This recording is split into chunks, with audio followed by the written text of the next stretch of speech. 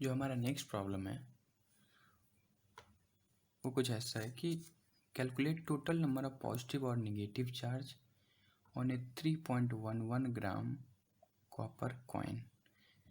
एक कॉपर का कॉइन है, ठीक है, कॉपर का एक कॉइन है, कॉपर का सिंबल CU होता है, जिसका वेट है 3.11 ग्राम, जिसका मास 3.11 ग्राम यहाँ पे गिवन है। तो हमें इसमें निकालना है कि टोटल नंबर ऑफ पॉजिटिव और निगेटिव चार्ज, क्योंकि दोनों बराबर ही होगा इसलिए निकालना है। नेट चार्ज अगर निकालना होता तो अगर ये कॉपर न्यूट्रल है, जैसे नॉर्मली कॉपर दिया हुआ है तो कॉपर तो न्यूट्रल ही होता है, डायरेक्ट CU दिया हुआ है तो वो न्यूट्रल है, उसमें number of electron number of proton बराबर होगा, तो पॉजिटिव और निगेटिव चार्ज बराबर होगा। अगर ये क्वेश्चन में ये दिया हुआ होता कि हमें नेट चार्ज निकालना है तो हम डायरेक्ट 0 लिख देते, क्योंकि नेट चार्ज जितना पॉजिटिव होगा उतना ही निगेटिव होगा, तो वो net positive negative same magnitude से वो 0 हो जाता। लेकिन क्वेश्चन में ये दिया हुआ है कि हमें या तो पॉजिटिव और निगेटिव किसी का मैग्नीट्यूड आप निकाल दो, कोई भी आप चार्ज निकाल दो, वो कितना होगा, सिर्फ पॉजिटिव या निगेटिव का मैग्नीट्यूड कितना होगा कोई भी आप निकाल सकते हो, लेकिन इसमें सिर्फ मैग्नीट्यूड निकालना है पॉजिटिव या निगेटिव चार्ज का। इसका मास दिया हुआ है 3.11 ग्राम कॉपर कॉइन है। तो पहले कॉपर के बारे में कुछ कुछ तो पता ही होगा आपको, जैसे कॉपर का एटॉमिक नंबर कितना होता है, तो आप देखोगे पीरियोडिक टेबल में कॉपर का एटॉमिक नंबर होता है 29 और इसका मास नंबर कितना होता है, इसका मास नंबर होता है 63.5, ठीक है। ये आप पीरियोडिक टेबल में देख के एक बार चेक कर सकते हो। तो यहाँ से आप पहले स्टेप बाय स्टेप चलो, ये कैसे ये सॉल्व होगा। हमें मास दिया हुआ है, कॉपर का एटॉमिक मास भी हमें पता है, तो उससे हमें निकालना है कि कितना नंबर ऑफ पॉजिटिव या नेगेटिव चार्ज होगा, या सिंपली कह सकते हो कि टोटल इलेक्ट्रॉन जितनी, ये जो कॉपर 3.11 ग्राम का चार्ज है, सिंपली इसमें जितना इलेक्ट्रॉन है उसका चार्जेस, सिंपली ऐसे ऐसे भी सोच सकते हो आप, या फिर केमिस्ट्री के अनुसार से चले तो केमिस्ट्री के अनुसार से आप ऐसा कर सकते हो। हमारा मास दिया हुआ है और मास नंबर में पता है, तो हम यहाँ से मोल निकाल सकते हैं, मोल से नंबर ऑफ एटम्स निकाल सकते हैं, नंबर ऑफ एटम से नंबर ऑफ इलेक्ट्रॉन या नंबर ऑफ प्रोटॉन निकाल सकते हैं, ठीक है। क्योंकि इलेक्ट्रॉन और प्रोटॉन का चार्ज सेम होता है, तो आप में किसी एक का आंसर देना है हमें। तो आप देखो स्टेप बाय स्टेप चलते हैं। अगर हम नंबर ऑफ मोल निकालें, नंबर ऑफ मोल को N से डिनोट करते हैं, चलो number of mole in copper coin, ठीक है।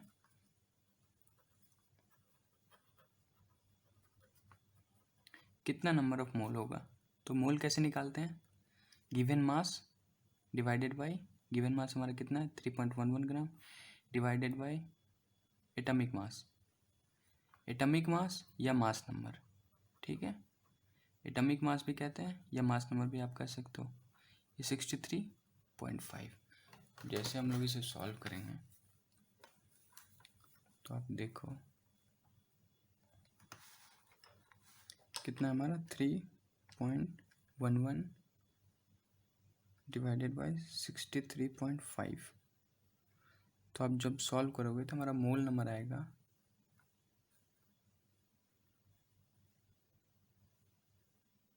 0.04897, चलो पॉइंट के बाद 4-5 डिजिट तक लिख लेते हैं, ठीक है। इतना आया, इतना मोल, तो ठीक है। अब हमारा मोल नंबर निकल गया कितना, तो 0.04897 आ गया, ठीक है। तो ये हमारा मोल है।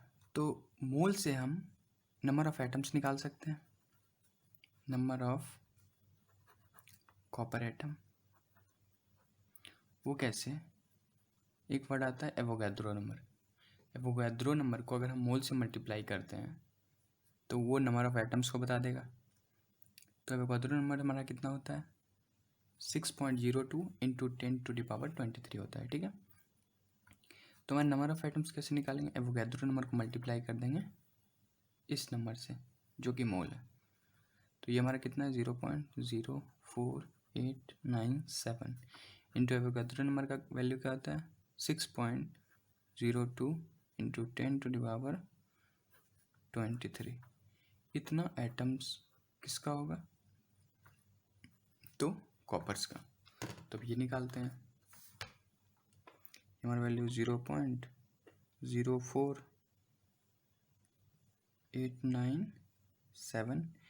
इसे जब हम मल्टीप्लाई करेंगे 6.02 से, तो ये हमारा आएगा 0.2947 आएगा, और इंटू 10⁻23 यहाँ वाला आ गया। तो इसे ऐसे भी लिख सकते हैं 2.947 इंटू 10⁻22।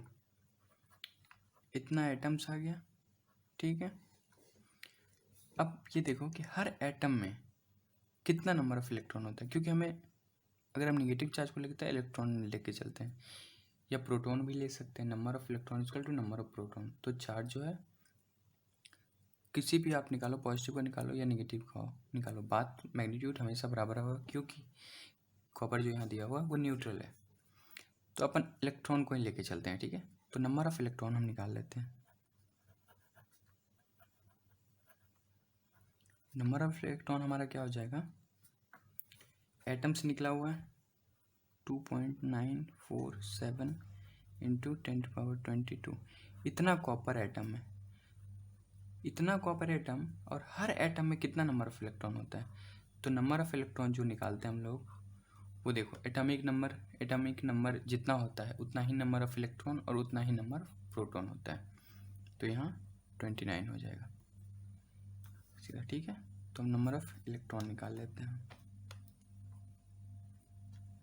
2.947 इंटू 29, ये आ गया हमारा 85.463 आ गया, इंटू 10⁻22। इतना इलेक्ट्रॉन आ गया, ठीक है। अब इलेक्ट्रॉन का वैल्यू आ गया कि कितना नंबर ऑफ इलेक्ट्रॉन, ये 3.11 ग्राम कॉपर में है। तो अब हमें क्या निकालना है, टोटल नंबर ऑफ चार्जेस। बस इतना ही तो निकालना था, total charges of electron.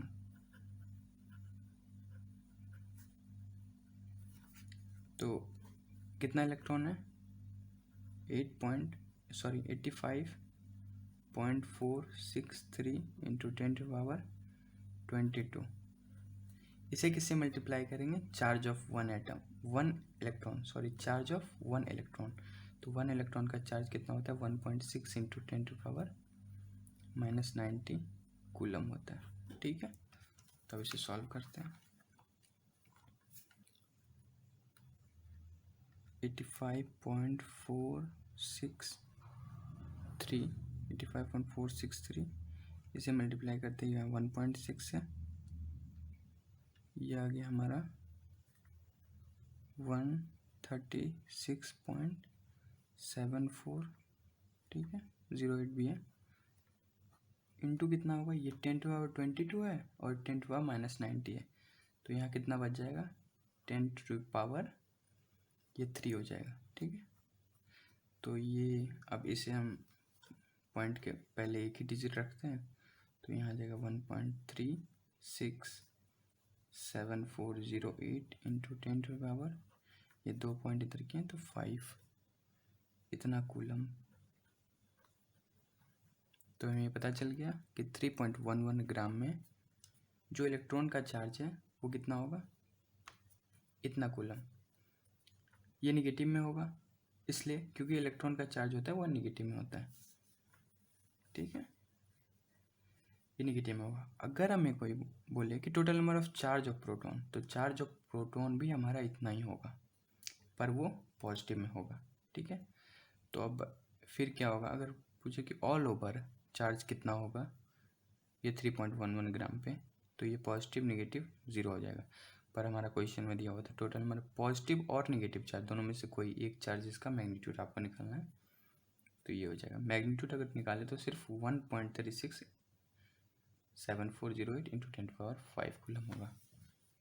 Okay, thank you. तो गाइस एक क्वेश्चन है यहाँ पे, तो इस प्रॉब्लम में बोल ये रहा है कि प्रॉब्लम में दिया हुआ है हमारा सब कुछ कि कोई ग्लास रॉड है जिसे हम सिल्क क्लॉथ के साथ रब्ट कर रहे हैं, तो ग्लास रॉड कुछ चार्ज को एक्वायर कर ले रहा है। ठीक है, तो इस क्वेश्चन को पढ़ते हुए कुछ लोग ये सोचेंगे कि ग्लास रॉड तो कंडक्टर है नहीं, तो वो चार्ज कैसे एक्वायर करेगा। तो होता यहाँ पे ये है कि नॉर्मली कंडक्टर तो हम किसी दूसरे बॉडी के कांटेक्ट में लाते हैं, चार्ज बॉडी या अनचार्ज बॉडी के कांटेक्ट में, तो इजीली चार्ज हो जाता है। तो यहाँ पे ग्लास रॉड को जब हम रब्ड कर रहे हैं सिल्क के साथ, तो रब्ड करने से क्या होता है कि ग्लास रॉड का कुछ पार्टिकल तो घिस रहा होता है वहाँ पे। तो जब पार्टिकल घिसता है वहाँ पे, तो वहाँ पे कुछ इलेक्ट्रॉन का ट्रांसमिशन हो जाता है, बहुत ही कम, मतलब है तो ग्लास इंसुलेटर ही, पर बहुत ही कम जो इलेक्ट्रॉन का क्वांटिटी है वो ट्रांसफ़र हो जाता है। जो चार्ज का क्वांटिटी है वो बहुत ही कम, नेग्लिजिबल, अप्रॉक्सीमेट आप समझो। तो वही चार्ज हमें निकालना है यहाँ पे। तो ये होता है ऐसा कि ग्लास रॉड को जब हम नॉर्मली होता क्या है कि ग्लास रॉड को जब हम सिल्क से रब्ट करते हैं तो पॉजिटिवली चार्ज ही क्रिएट होता है उस पर, ग्लास रॉड पे, क्योंकि ग्लास रॉड जो होता है वो अपना इलेक्ट्रॉन लूज़ कर देता है, क्योंकि घिसने के कारण जब वो रब्ट करते हैं तो वो अपना कुछ इलेक्ट्रॉन लूज़ कर देता है। ठीक है, तो यहाँ पे भी पॉजिटिवली चार्ज ही एक्वायर किया है ग्लास रॉड। तो क्वेश्चन में हमारा 3 पार्ट में है कि क्वेश्चन फर्स्ट पार्ट जो है वो हमारा they were find the number of electron lost by glass rod. जो ग्लास रॉड जो है वो कितना इलेक्ट्रॉन लॉस किया है, तो हमें टोटल चार्ज का वैल्यू दिया हुआ है। जैसे फर्स्ट पार्ट अगर हम सॉल्व करते हैं तो देखो आप टोटल चार्ज का वैल्यू दिया हुआ है कितना, क्यू नेट 19.2 इंटू 10⁻90 कूलम दिया हुआ है। ठीक है, और हमें निकालना है नंबर ऑफ इलेक्ट्रॉन। तो हमें चार्ज ऑफ इलेक्ट्रॉन के बारे में पता होना है, तो चार्ज ऑफ इलेक्ट्रॉन सभी को याद भी रखना चाहिए, और मैंने पहले भी लेक्चर में बता चुका हूँ। ठीक है, जो चार्ज ऑफ इलेक्ट्रॉन जो होता है वो हमारा होता है, ये निगेटिव में होता है नॉर्मली 1.6 इंटू 10⁻⁻19 कूलम होता है। ये पॉइंट है, ये निगेटिव में होता है, लेकिन हमें नंबर ऑफ इलेक्ट्रॉन निकालना है तो हमें निगेटिव पॉजिटिव से तो मतलब है ना, क्योंकि हमें इलेक्ट्रॉन का नंबर निकालना है। तो यहाँ नंबर ऑफ इलेक्ट्रॉन जब हम लिखेंगे तो सीधा जितना टोटल चार्ज है divided by charge of 1 electron. ये जो है ये चार्ज ऑफ 1 इलेक्ट्रॉन है। ठीक है, तो सीधा 19.2 इंटू 10⁻⁻90 डिवाइडेड बाई 1.6 इंटू 10⁻⁻90 यहाँ पे होगा, ये इससे कट जाएगा, और आप जब इसे सॉल्व करोगे 19.2 डिवाइडेड बाई 1.6 तो अप्रॉक्सीमेट ये 12 आएगा। आप सॉल्व करके देख लेना कैलकुलेटर से, जैसे मैं दिखा दे रहा हूँ। 19.6 डिवाइडेड बाई 1.6, ये देखो अप्रॉक्सीमेट 12.25 आ रहा है हमारा, पर 0.25 तो होगा नहीं, तो अप्रॉक्सीमेट में आ रहा है तो हमें सिर्फ 12 लिखाना है। अगर पॉइंट में आ रहा है नंबर ऑफ इलेक्ट्रॉन तो हमें उसके पहले वाला लिखना है। ठीक है, तो यहाँ पे हमारा 12 इलेक्ट्रॉन होगा।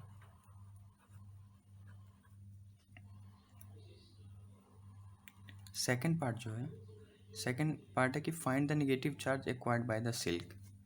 सिल्क हम यहाँ पे ये है कि इलेक्ट्रॉन ये लूज़ किया है कौन सा, ग्लास रॉड, तो उस पर चार्ज क्रिएट हो गया 19.2 इंटू 10⁻⁻90 कूलम।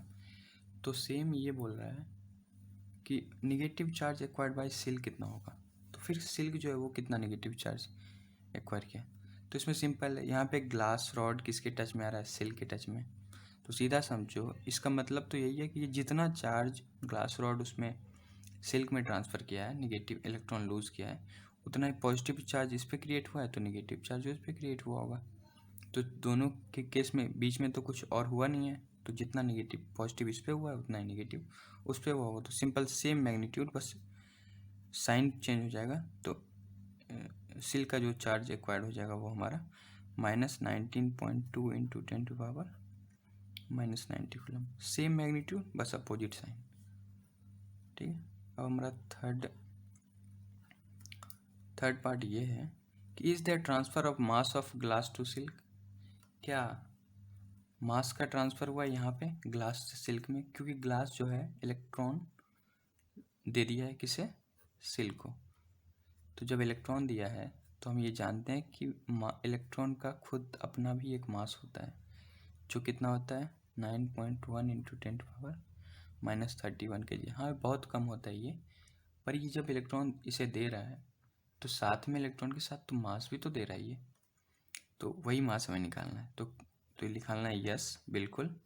तो वो कितना निकालना है ये भी निकाल सकते हैं, सिर्फ यहाँ पूछ रहा है तो आप यस लिख सकते हो। और हमें अगर मास का क्वांटिटी निकालना हो कि कितना किलोग्राम में अगर हम निकाल रहे हो, तो यहाँ पहले ये देखना है कि कितने नंबर ऑफ इलेक्ट्रॉन का ट्रांसफ़र हुआ है। तो 12 नंबर ऑफ इलेक्ट्रॉन ट्रांसफ़र हुआ था, तो टोटल मास ट्रांसफ़र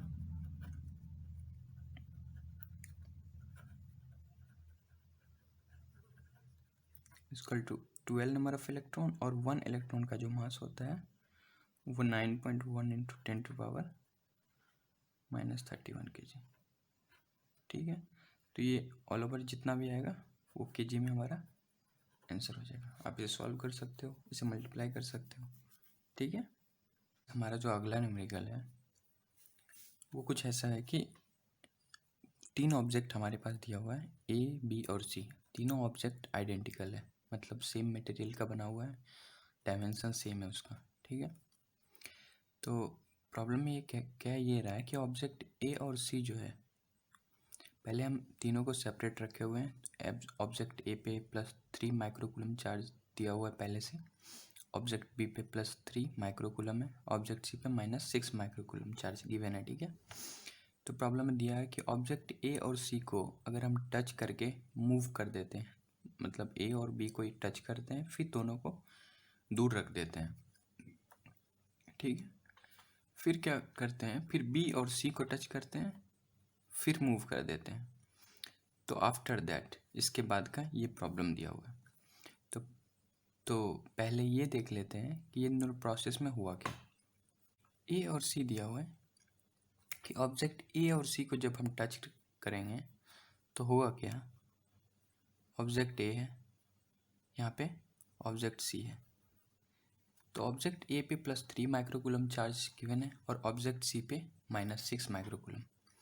तो क्या होगा, पॉजिटिव चार्ज नेगेटिव चार्ज जब आपस में कांटेक्ट में आएगा तो एक दूसरे को न्यूट्रलाइज करने का कोशिश करेगा, पर मैग्नीट्यूड बराबर नहीं है, तो जितना पॉसिबल उतना न्यूट्रलाइज करेगा, बाकी बचा हुआ चार्ज बच जाएगा। तो इन दोनों को जब हम टच करके दोनों को जब हम अलग अलग रखेंगे, ए और सी को, लेट दोनों को दूर रख दिया हमने, तो इस पे +3 माइक्रोकूलम था और इस पे -6 था, तो दोनों जब न्यूट्रलाइज होगा +3 और ये -6 माइक्रोकूलम, तो ये न्यूट्रलाइज होके बचेगा कितना, -3 माइक्रोकूलम ऑल ओवर बचेगा।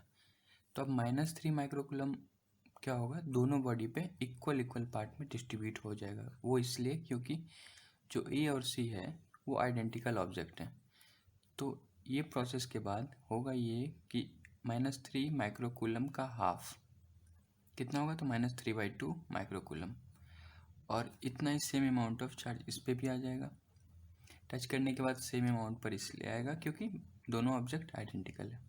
ठीक है, फिर सेकंड प्रोसेस में क्या हो रहा है, सेकंड प्रोसेस में हो रहा है कि फिर क्या कर रहे हैं, अगेन इस प्रोसेस के बाद बी और सी को फिर हम टच करा रहे हैं और फिर मूव अपार्ट, फिर दोनों को अलग करा रहे हैं, फिर यहाँ पे बी और सी को टच करा रहे हैं। तो बी पे जो चार्ज गिवन है हमारा, याद रहे कि इस प्रोसेस के बाद ये प्रोसेस किया हुआ है, कोई ऐसा नहीं सोचे कि ये प्रोसेस अलग है और ये प्रोसेस अलग है, नहीं, ये प्रोसेस देन फिर इसके बाद ये किया गया है। तो बी पे जो चार्ज दिया हुआ है यहाँ पे +3 माइक्रोकूलम है, और जब हम इसे सी के टच में लाएंगे, आइडेंटिकल है, सी के टच में लाएंगे तो सी पे कितना चार्ज हम निकाल चुके हैं, यानी फर्स्ट स्टेप में के बाद सी में जो चार्ज नेट चार्ज होगा वो कितना होगा, -3/2 माइक्रोकूलम। याद रही ये जो स्टेप है सेकंड स्टेप, ये फर्स्ट स्टेप के बाद का स्टेप है, तो इसमें सी का जो चार्ज लेना है ये -3/2 माइक्रोकूलम लेना है, ना कि आप यहाँ जो सी है -6, क्योंकि ये स्टार्टिंग का है, इसके बाद मैंने फर्स्ट प्रोसेस किया है, फिर सेकंड प्रोसेस कर रहा हूँ, ठीक है। तो यहाँ पे फिर क्या होगा, यहाँ पॉजिटिव चार्ज है और ये नेगेटिव चार्ज है, तो ये दोनों आपस में एक दूसरे को न्यूट्रलाइज करने की कोशिश करेगा, लेकिन मैग्नीट्यूड बराबर नहीं है, तो कुछ नेट चार्ज बच जाएगा। तो नेट चार्ज कितना बचेगा, तो वो -3/2 है और ये +3 है, तो यहाँ पे प्लस ज़्यादा हो जाएगा। तो जब हम इसे फिर से अलग अलग रख देंगे, बी को और सी को जब फिर से अलग अलग रख देंगे, तो क्या होगा, ये दोनों नेट बन के कितना हो जाएगा, +3/2 बन जाएगा। +3/2 नेट होगा, लेकिन बी और सी आइडेंटिकल ऑब्जेक्ट है, दोनों पे इक्वल अमाउंट ऑफ चार्ज आएगा, तो वो कितना जाएगा, +3/2 पहले था, इसका भी कितना, हाफ, इस पे भी +3/2, ये टोटल है, टोटल नेट बजा, उसका भी हाफ, ये आप समझ लो +3/4 है ये, और ये +3/4, ये दोनों कहाँ से है, इन दोनों को जब आप ऐड करोगे तो ये +3/2 आएगा। तो ये कहाँ से आया, ये +3 और ये -3/2 आप जब करोगे तो ये +3/2 यहाँ पे आएगा। तो ये दोनों इक्वल अमाउंट ऑफ बी और सी में डिस्ट्रीब्यूट हो जाएगा, इसके कारण यहाँ पे भी +3/4 चार्ज क्रिएट हो जाएगा और यहाँ पे भी +3/4। तो यहाँ से हम लोग क्या क्या देखे, पहले देखते हैं। ए का जो प्रोसेस कर चुके हैं, तो वहाँ पे चार्ज कितना क्रिएट हुआ, -3/2 माइक्रोकूलम। सी का प्रोसेस हम सेकंड में भी कर चुके हैं, तो फाइनल में हमारा सिर्फ ए आएगा यहाँ पे, और सी को हम दोबारा यूज़ किए हैं, तो बी पे कितना प्रोड्यूस हुआ, फाइनल में देखते हैं, तीनों का फाइनल करते हैं, +3/4 और सी पे भी +3/4। तो यानी ए पे नेगेटिव चार्ज है फाइनल में, बी पे पॉजिटिव चार्ज है और सी पे पॉजिटिव चार्ज है। तो अब हमारा क्वेश्चन पे आ जाते हैं, ठीक है। क्वेश्चन ये कह रहा है कि if particle A and B are now held near each other, जब हम ए और बी को पास में लाएंगे तो क्या होगा, ए और बी को जब नज़दीक लाएंगे तो क्या होगा, नज़दीक लाएंगे तो ए पे कौन सा चार्ज है हमारा, ए पे आप देखो -3/2 माइक्रोकूलम है, बी पे कौन सा चार्ज है, +3/4। ये फाइनल रिजल्ट वाला तीनों का चार्ज हमें लिखना है यहाँ पे। तो अब क्वेश्चन में ये दिया है, जब हम इसे पास लेंगे तो क्या होगा, ऑप्शन हमारा दिया हुआ है, पहला ए में अट्रैक्शन है, रिपल्सन यानी अट्रैक्ट करेगा या रिपेल करेगा या कोई इफेक्ट नहीं होगा।